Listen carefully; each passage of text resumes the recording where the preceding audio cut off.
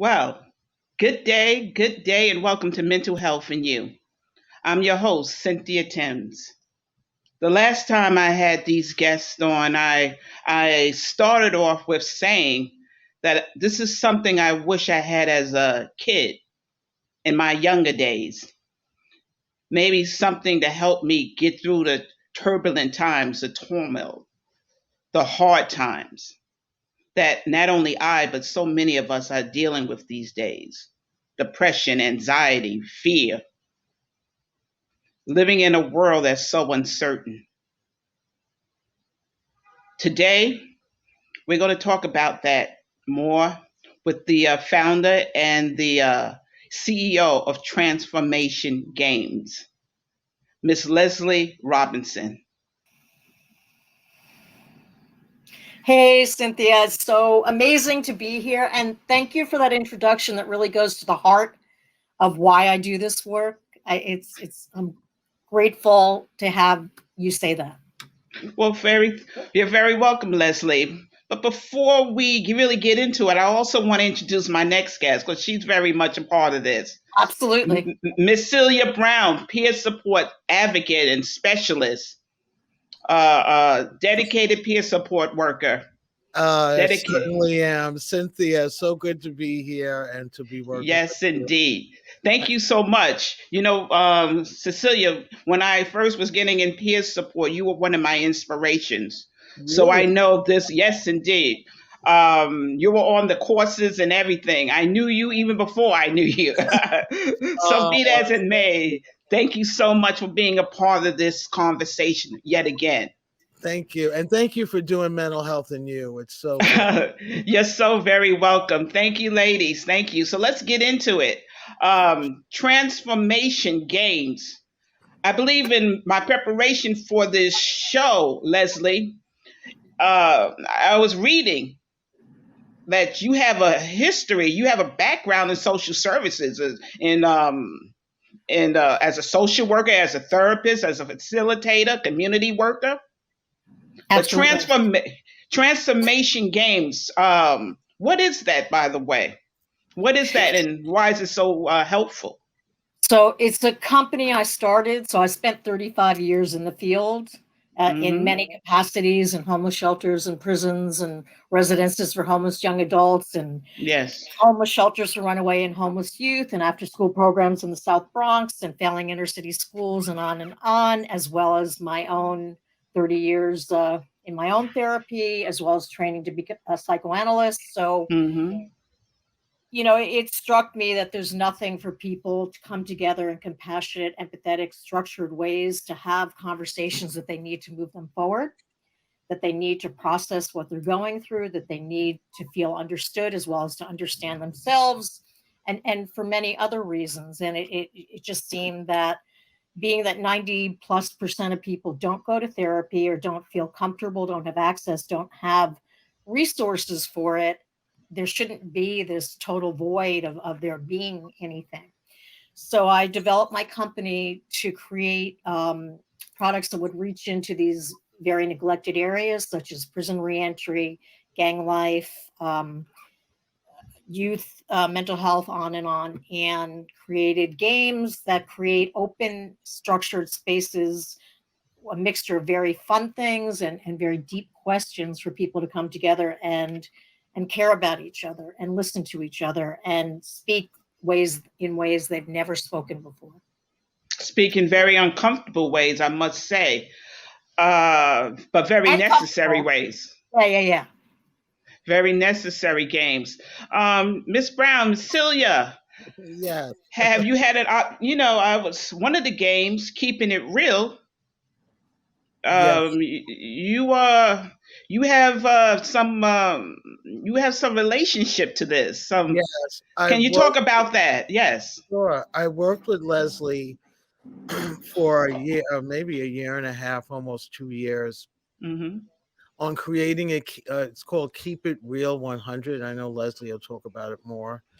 For BIPOC youth, for Black, Indigenous people of color, because we both were talking about how hard it is in this day and age. We're in the digital age, we're in social media, and how hard it is for uh, BIPOC youth um, to manage emotions, to handle racism, systematic racism, and having the tools in order to communicate that with, schools and with their families and with their friends.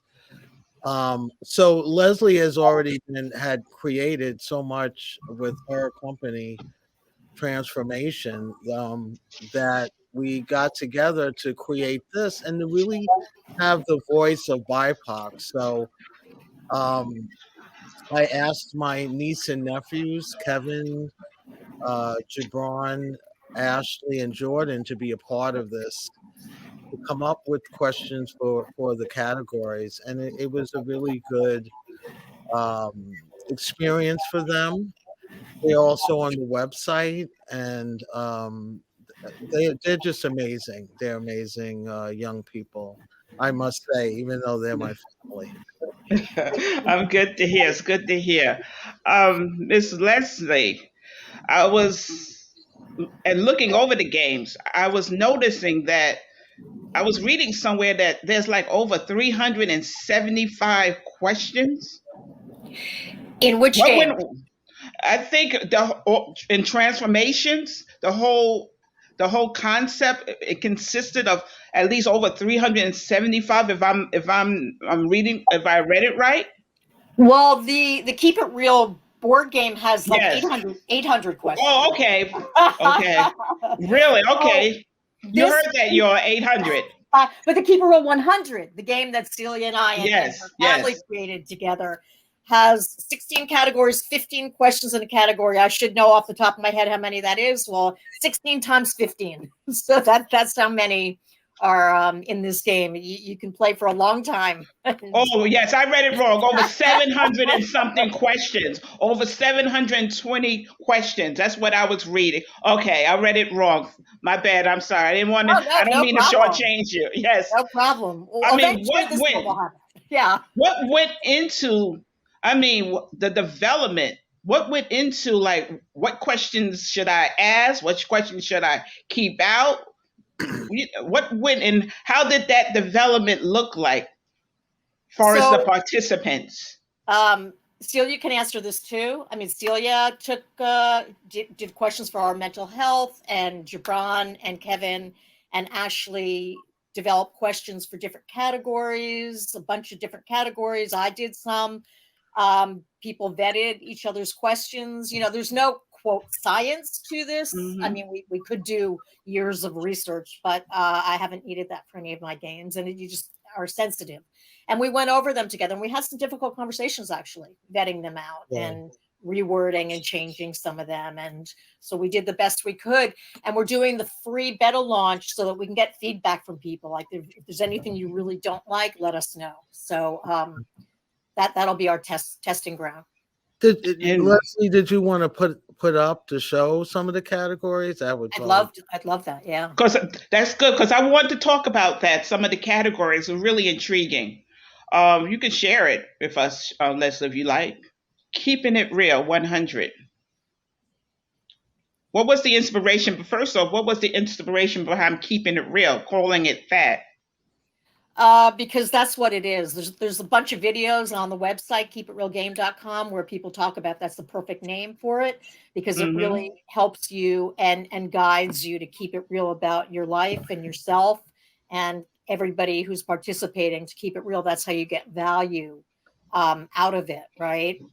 Okay, some of the categories, Leslie. Warrior spirit, reentry. There's a category for street games. It's called, I believe, about Well, that's uh, transformation. Cynthia, yeah. can Yes, I go share ahead. Keep It Real 100 so I can show the categories there and I can Okay, scroll from where I am? Yeah, okay. let me Keeping it real. okay. Well, So let's talk about keeping it real as well as transformations. What I had asked you before, but okay. some of your categories intrigued me. because they So were so relevant. yes. So the Keep It Real 100 game, you asked how we created it. We all vetted, made sure all the categories Yes. were relevant. As an ally, of course, I had to make sure that they were all relevant to be the most impactful as possible. So There we here we go. We're go. scrolling. You can see. Yes. Okay. There we go. Yay. So we have For the Love of Justice, questions about justice. And Celia, please feel free to say, I want to say something and weigh in. Soul expressions, drawing, all about like draw an abstract picture of your past and share what you want to, relationships with yourself and others, race and culture, mental health, geared towards BIPOC. The questions are geared that way. Religion and spirituality. Then there's fun stuff, fun group interactions, questions about the family. Of course, that's important. And then if we keep going, we have love explorations. Love is very important, obviously, to everybody. Questions about addictions, musical encounters. Jabron and Kevin, Yes, we have yes. Right. We have some raps and lyrics and different things where people can discuss what those mean to them. So that brings out a different kind of intelligence. LGBTQIA, being BIPOC, all questions about being, the experience of being BIPOC, loss and remembrance, and the finer things, which is, I didn't say, which is up here. Leslie, did you want to click on anyone and just show Cynthia? I'm not able to, unfortunately. Oh, can you click I wanted to, but I'm not able to. Okay, so Joe They're said doing it for you. They're doing it for you. Just okay, Celia, what do you want to go to? What category? Why don't we go to mental health? Okay. Is that okay? Yep, absolutely. Mental health. Okay. And then you click on the right-hand side, right? You click on the left. You can scroll on the left. There's 15 questions in each. And when you see the question and when it's your turn that you want, you click on it. And it goes into the big box. Okay. Can you click on that? There we go. Oh, great. There we go. Now, go ahead, Celia. Oh, no, I just wanted to read it. Have you experienced mental health issues in your life? If comfortable, please share some difficult ways. Please share some ways that you've overcome difficult mental and emotional problems. That's one. Leslie, did you want to do another one? I just want to say what you do. So say it's your turn. You've chosen this category. You've chosen the question. You answer first. And then everybody in the game with you will answer the same question. So everybody shares. Everybody speaks their truth. There's no arguments about anything. You can give support. But everybody just answers to their comfort level and speaks their truth. And then the next person's turn, they choose their categories. Then we can go out of here. Okay. Unless, Celia, do you want to choose another question in this category? No, Cynthia, did you want to see another question? Yeah. Well, I did have a question. At this particular time that we're in, as far as the country is concerned, by this world, particularly in our community, why was it necessary? As I said before, it's so relevant. Mm-hmm. And have you faced any backlash? Have you faced any resistance at any time in presenting this? No. I mean, it's just really is being launched. So yes, I haven't heard. I've been sending it out, and people are very excited about it and think it's very creative. So I haven't heard anything yet. I mean, I don't know how that would be if people are just having conflicts playing the game. I mean, okay. Leslie, we're going to experience with that. Leslie, Celia, we're going to talk about conflicts and all of that at the other end. We're going to take a break. Okay. PSA, and then we're going to talk about any possible barriers or conflicts and getting this out to those who may benefit from it. So we're going to take a break from Mental Health and You, and we'll be back on the other side with this important conversation. When I was growing up, my mom was extremely tidy. We were trained to put things back where we got them from. One day, when I walked into my mom's house, I felt like I walked to someone else's house. There was stuff everywhere. And just growing up the way I grew up and to see this transition was very alarming. When Sean talked to me, it was a wake-up call, and that's when I went to the doctor. You know, a lot of people say, when you're going somewhere, you don't want to look back. But I beg to differ. For her to see her father celebrate his graduation, it's the best feeling in the world. I can't lie and say it was easy. but sometimes you just have to stop everything and take it in. I looked at everything in a different light. I realized it started with me going back and getting my high school diploma. How prepared is your family if disaster shows up at your doorstep? You can't just turn away a natural disaster. That's why it's important to go to ready.gov/plan before they show up. It has the tools and tips you need to make an emergency plan with your family. So if disaster comes knocking, let's go. You'll be ready to help keep your family safe. It's just a pizza. Yes! Make a plan today. Good day, and welcome back to Mental Health and You. I'm your host, Cynthia Timms. Thank you so much for being part of this experience in Mental Health and You, yet again.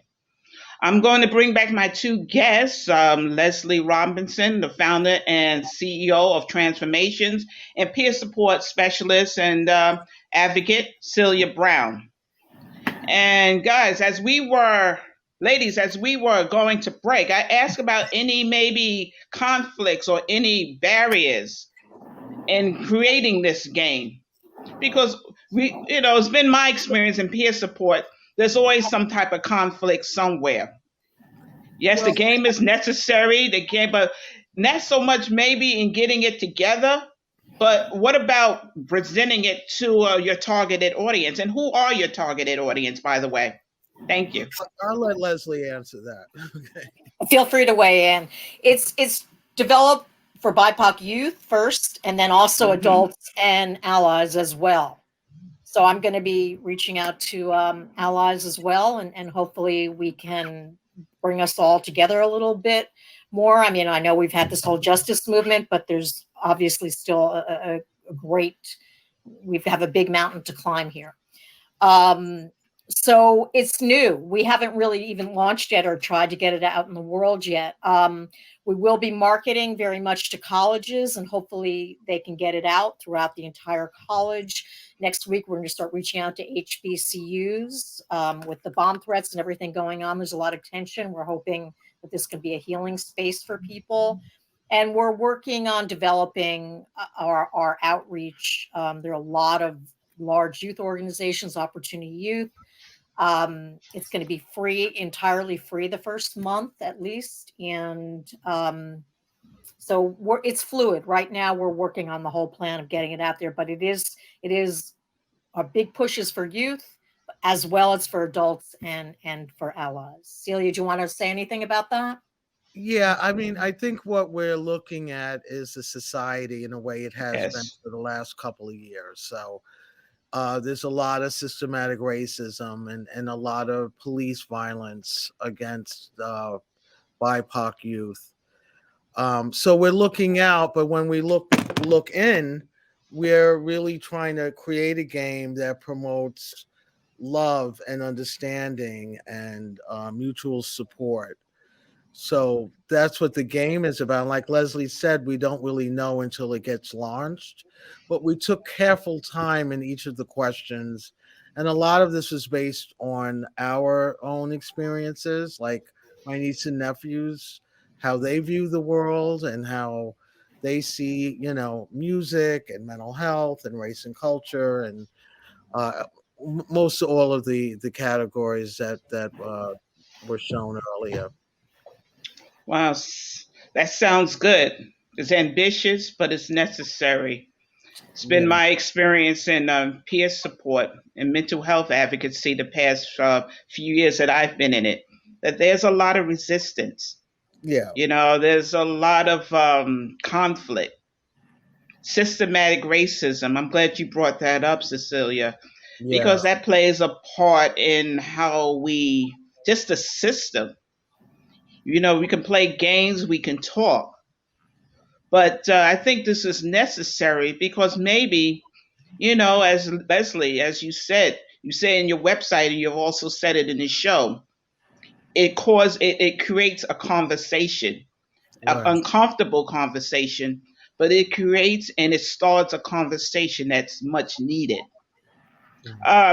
In my looking at the website, in my looking at the games, I noticed there's so the games, the various games. The as I said, I'm going to bring it up like warrior spirit. Warrior spirit is for people returning back from conflict, as in wars, veterans. There's something called the streets, dealing with kids maybe living on the streets as or involved in street games. There is reentry, something called reentry, maybe for people who are coming back into society after being incarcerated. There's something also for police officers, creating a dialogue with police officers. So, how did all of these work in concert? And Yeah. was there any like tension in like getting all of these people involved? And it can't be easy. I'm thinking about law No. enforcement. I'm thinking about post traumatic stress. I'm thinking about racism. I'm thinking about all sexism. Yeah, I live in the midst of all of this, Cynthia.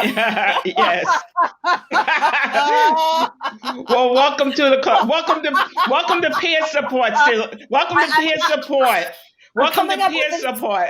I'm coming up with a theory called the trauma vortex. Maybe we should all get together and play the game one day for ourselves. Yes. Yes, I mean, definitely. I mean, I just feel compelled to bring as much healing as I can to people who really need it, who are involved in trauma. All these different populations are experiencing very deep trauma, and I'm no stranger to trauma myself. I live with a great deal of my own PTSD and trauma. So that's really what motivates me. And thank you very much for introducing the games. And I'm so excited about Keep It Real 100 because we know there's so many problems in this space with Black, Indigenous, people of color healing, and so few solutions. So we are so excited to be able to have created this together and to have the opportunity to offer this to the world as a tangible resource to begin healing for so many people who have nothing. Yeah. Yes. And I know it's going to make a difference. And I wish you ladies all the best because it seems to me in the midst of all this, we need something. We don't talk to each other. I find that oftentimes in my journey in peer support as a specialist, it's been hard getting patients and clients to talk. Yeah. And as peer specialists, we're also dealing with our own stuff or dealt with our own stuff. So trying to find that reconciliation, so to speak, being a helper and also taking care of oneself. There is a bridge there that sometimes is so hard to cross. Maybe this game, I'm thinking, will help people cross that bridge. The bridge is shaky, the bridge is wobbly, the bridge is teetering. But I think there's a bridge that needs to be crossed, at least attempted. And it seems to me with this game, with this project, that you're doing that. Yeah. Yeah, we're trying to make a difference. We're trying to do something, that's different. I mean, like as we said on the last show, is that we all were playing board games when I grew up. We were playing board games. Now that we're in the digital world, it's virtual. So everyone can play from wherever they are, in their home and at work, at school. Especially in schools and colleges would be a very good way to get people engaged playing this game, Yes, absolutely, absolutely.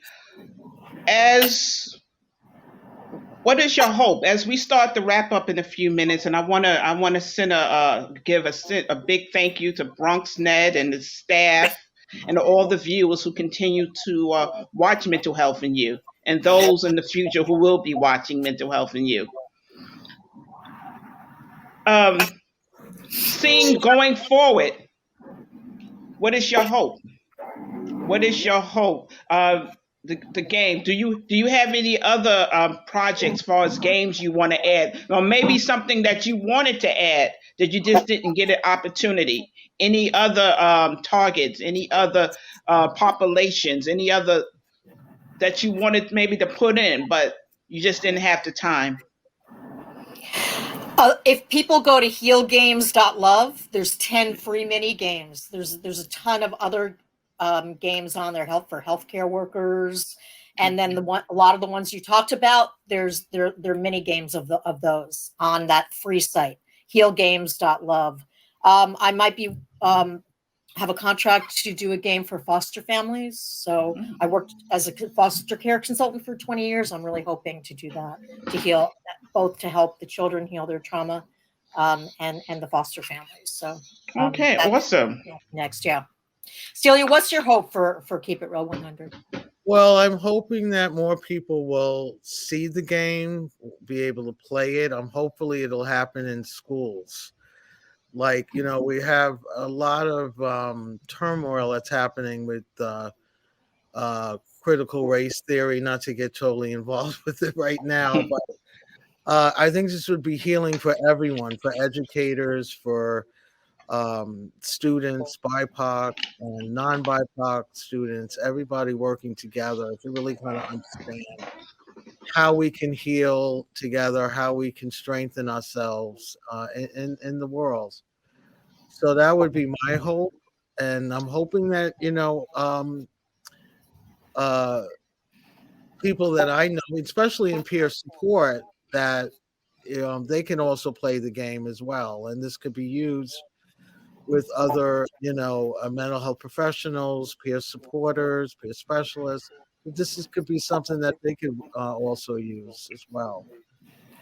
I don't think we have much time, Cynthia. Should Celia? I'm just looking at the chat. No, it's okay. Whoa, God. Okay. We really don't have much time. We have like maybe 30 seconds. That's why I want to thank you, Leslie, ladies, again. It's okay. We'll do it another time. We want to. I want to thank you, ladies, both again. Transformations. It's wonderful, and it's needed. I can say that. I can't say it enough, Leslie. Celia, you're wonderful. Thank you so much for being a part of this. Yeah. And so, from me to you, peace and blessings, peace and light. I wish you love. I wish you hope. I wish you peer support. Because we all need it. Cynthia, we all need it. 100.com. It's going to be keep it real. 100.com is the site. KeepItReal100.com is the website.